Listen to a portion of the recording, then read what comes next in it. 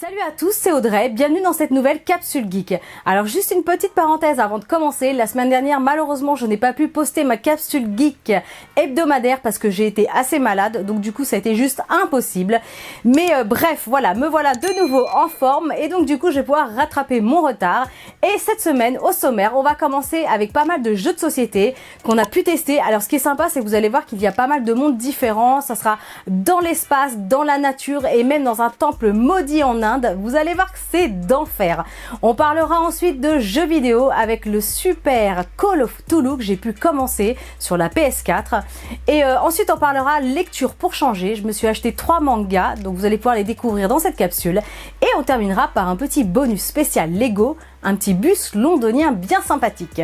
Allez, on est parti pour cette Capsule Geek. Allez, je vous emmène dans l'espace avec le petit jeu magnifique 3K édité chez Pixie Games. Petite boîte de jeu super jolie et plutôt efficace au niveau du matériel. Si vous avez suivi la capsule de la semaine dernière, je vous ai parlé de, pareil, chez le même éditeur, Pixie Games. Et là, c'était Deep Sea Adventure. Et voilà, je vous laisserai le lien si vous voulez le découvrir. Mais là, on part carrément dans l'espace, vers une planète qui est truffée de pierres précieuses. Et évidemment, il y a plein de surprises. Et ça se joue tellement facilement que c'est juste super méga prenant. Alors, c'est des parties qui vont durer 20 minutes à peu près pour à partir de 9 ans et entre 2 à 5 joueurs, ça se joue super bien.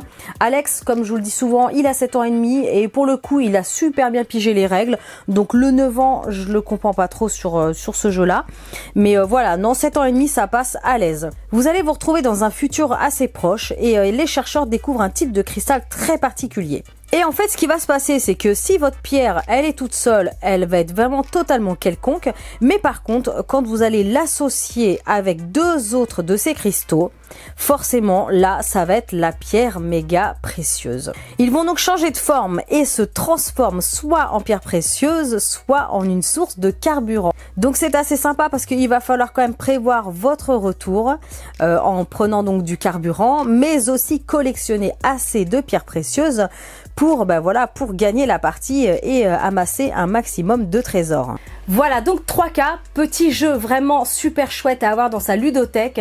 Les règles sont très rapidement expliquées, donc ce qui fait que c'est un jeu auquel on peut faire découvrir rapidement à ses amis ou à sa famille. Et c'est très simple, ça se joue vraiment simplement. On l'emmène dans sa valise pendant les vacances, voilà, ça fait vraiment le job. Et voilà, petit jeu que je suis vraiment très contente de posséder. Allez, maintenant je vous emmène dans un domaine un peu plus nature avec la chasse au Gigamon édité chez Pixie Games. Et alors là, ce petit jeu, ça faisait très longtemps qu'il était dans ma liste d'envie, donc je suis vraiment très contente de l'avoir enfin. Et en plus, il a obtenu l'As d'or jeu de l'enfant de l'année à Cannes 2015, je viens juste de voir ça, il a eu un prix. Alors, la chasse au Gigamon, je vais vous faire découvrir de plus près la boîte. Et alors là, ce qui va se passer, c'est que vous allez incarner en fait les Gigamon. Alors les Gigamon, j'ai un gros doute là d'un seul coup. Vous avez vos gros monstres qui sont placés sur des petits morceaux en carton. Donc du coup voilà, hop, ils tiennent parfaitement debout. Vous avez des cartes et en fait chaque Gigamon, on va les appeler Gigamon, chaque Gigamon a son pouvoir. Donc en fait ça va être un jeu de mémoire. Donc toujours excellent du coup pour jouer avec les plus jeunes. Donc c'est un jeu pour 2 à 4 joueurs à partir de 5 ans et les parties vont durer à peu près une vingtaine de minutes. Donc c'est un jeu de mémoire, comme je disais, vous allez devoir retourner les tuiles 2 par 2 à tour de rôle et quand vous trouvez une paire de Gigamon, vous allez pouvoir remporter vos cartes. On en remplacera donc de nouveau de la pioche et ce que vous allez faire ensuite, c'est que quand vous récupérez les cartes, évidemment vous allez activer le pouvoir. Donc le pouvoir, ils sont expliqués dans la notice. Alors par exemple, l'électromode, il est rapide comme l'éclair, du coup il vous fait rejouer, vous pouvez jouer 2 fois, c'est assez cool. L'aéromone est libre comme l'air, il échange l'un de vos éléments avec l'élément d'un autre joueur. Du coup c'est vous qui choisissez, c'est assez cool. Pour le Géomon, il est fort comme un roc, il va placer un rocher sur la tuile de notre choix et personne n'aura le droit d'y toucher jusqu'au tour suivant. L'Hydromon, il est super cool parce qu'il peut voir l'avenir. Vous allez pouvoir visualiser discrètement 4 tuiles de votre choix. Du coup, ça va fortement vous aider.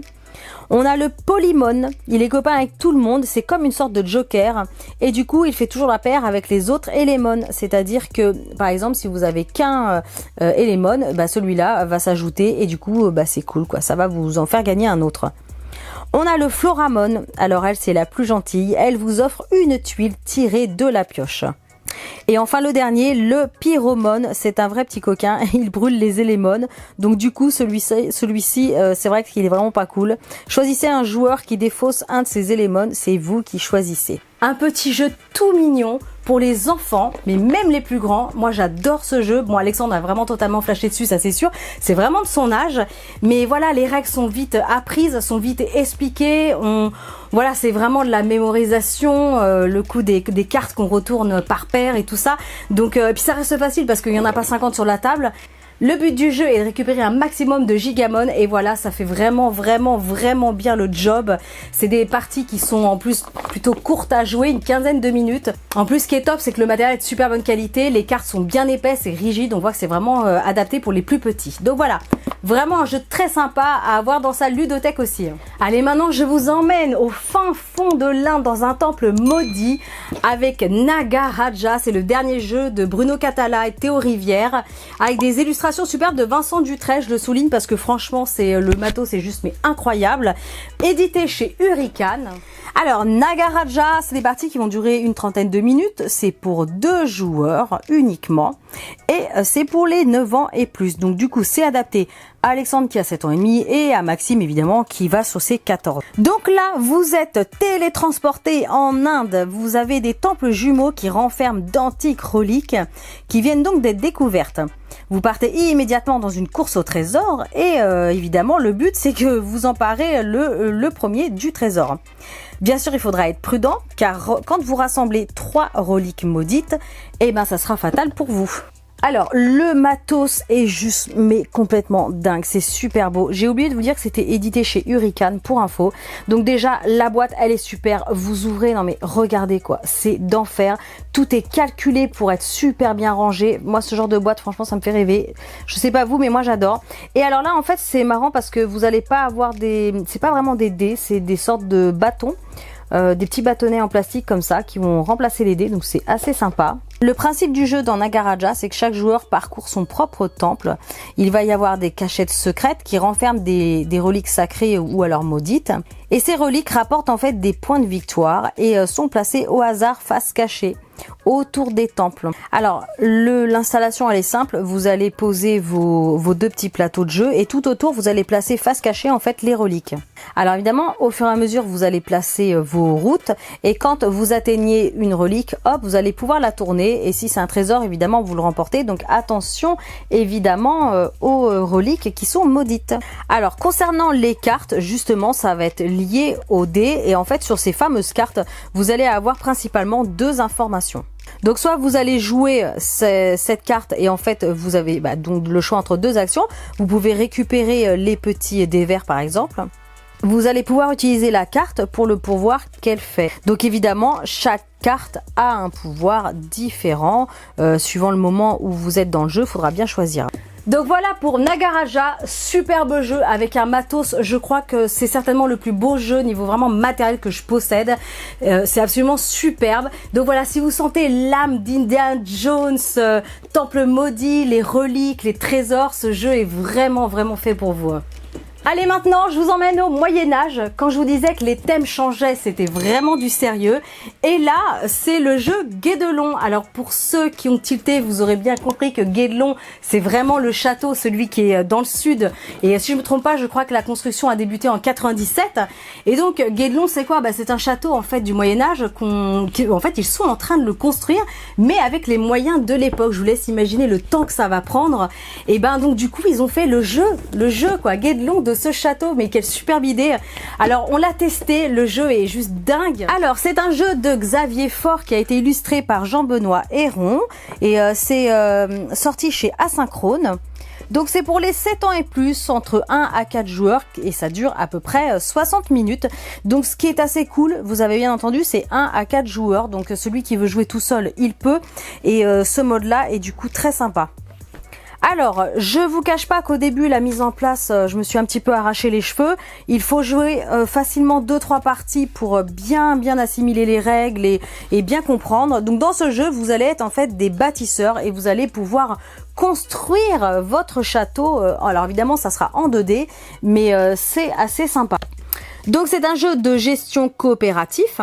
Et en fait, vous allez pouvoir exercer différents métiers et donc bien sûr participer à la construction du coup du château.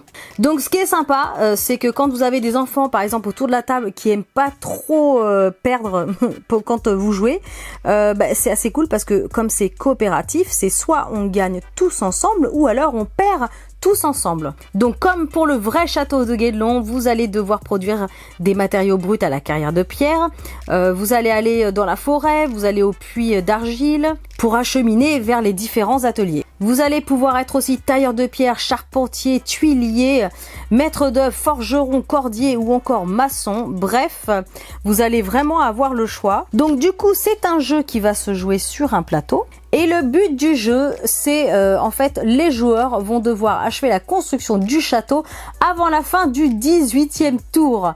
Année 1245 pour gagner la partie. Autant vous dire qu'on en a joué plusieurs parties et qu'on n'a pas encore réussi à gagner. Mais c'est très sympa et il faut absolument qu'on batte le jeu. Donc c'est sûr qu'on va s'y remettre. Alors voilà pour Guédelon, édité chez Asynchrone. Pareil, je vous laisserai de toute façon tous les liens sous la description.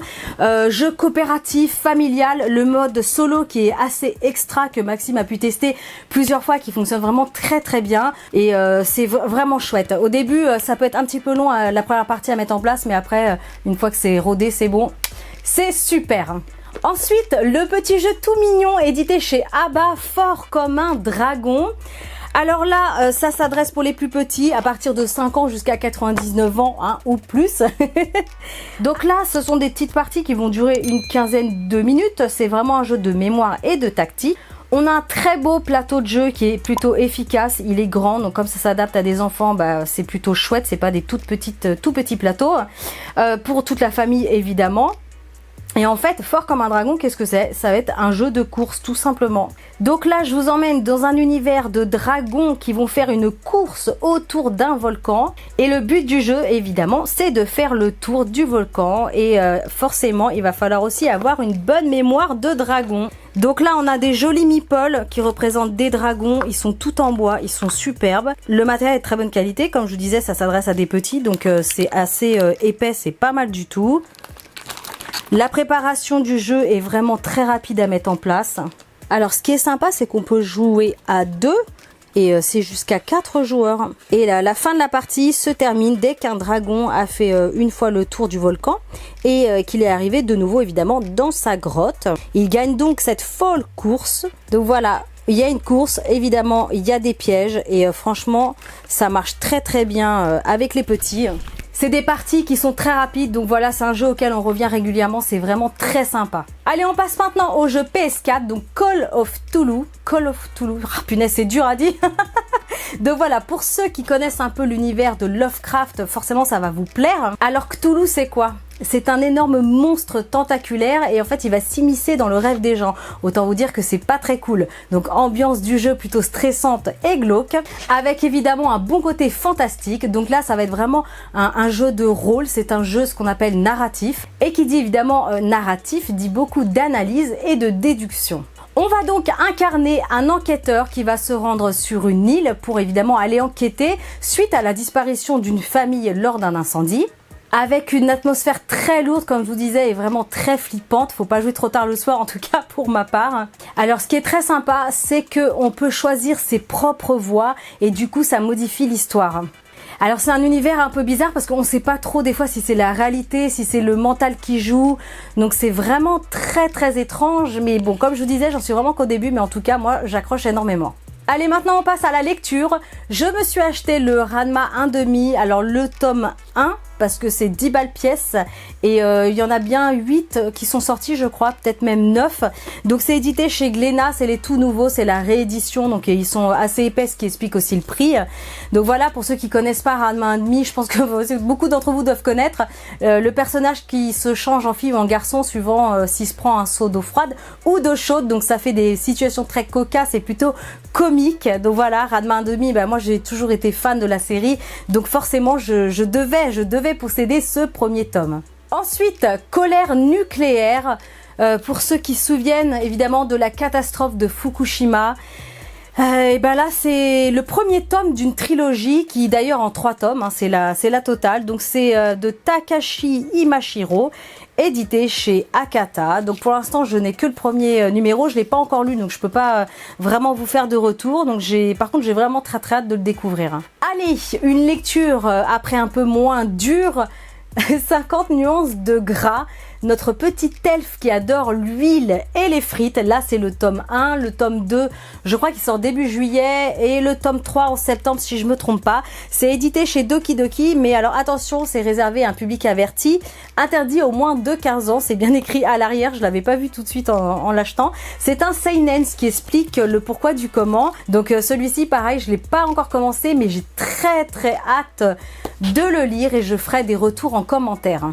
Allez, petit bonus de fin, je me suis acheté ce petit bus londonien spécial Londres du coup forcément.